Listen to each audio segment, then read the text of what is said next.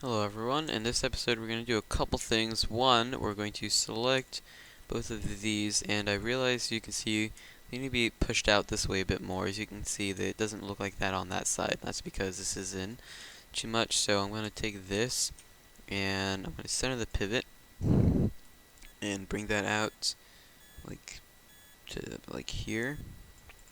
And then I'm going to click on this, press G just to center that pivot as well, and bring this out to like here as well. Alright, and then I need to take that nut and where is it? Over here.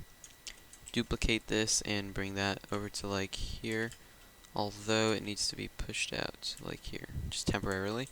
And scale this down until it will fit. I'm just kind of looking at it through here actually, although it needs to be, let's see, rotate it a bit better.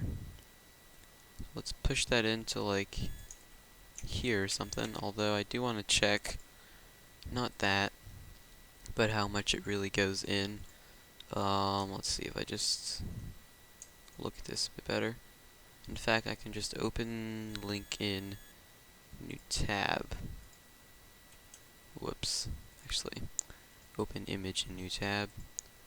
Then I can just go 500% into that, and then we can kind of look. So it looks like it just goes in a bit more. So like kind of far. Press 1. Okay. That's what I wanted to get, and I'm going to select that, and let's see, press D, hold down V, snap that to like here, and then duplicate it all the way there, except a negative whatever the x-axis is, so like that, so we have it like there, and like almost that.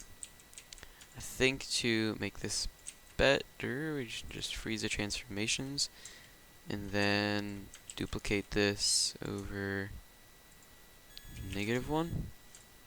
Maybe it's better now. Yep, there we go. Okay, so then I'm going to select both of those, although one thing I can do once I'll just do this first. So select both of those. Whoops, both of those. And I'm going to duplicate them and scale them -1 on the z-axis, of course.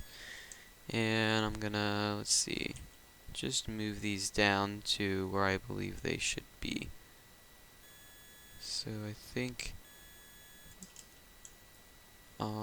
they'll slide in nicely as well. So like there. Cool. And then see how much time I have. Okay. Another thing we're going to do is also create the pole going through both of these.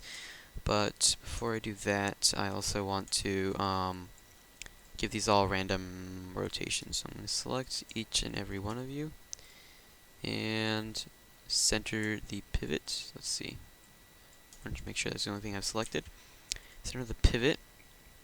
Select these and just give them random-ish location. So just a little rotation, not too much, but just to make it so that it's not too CG, but it's still pretty cool looking. Okay, I'm going to save this, and we're going to start working on this pole, which is that final thing we're going to do in this episode. And also realize that these all will need screws in them, so we'll do that probably next episode. Or maybe this one if this doesn't take too long. So if I hide these parts of the band, you can see that there's this right here.